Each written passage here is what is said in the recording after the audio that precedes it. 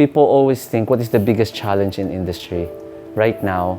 It's not just power, the government bureaucracy, labor, right? It's not just that.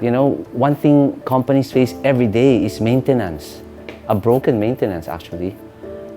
Because there's actually two things maintenance have problems with.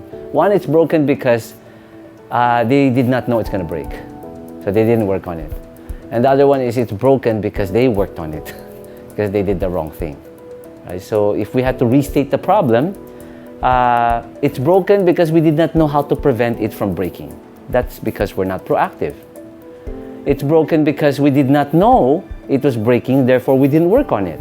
So we were not predicting it enough. It's broken because we did not know it's breaking and worked on it anyway, tuloy nasira, because we're just doing it on schedule.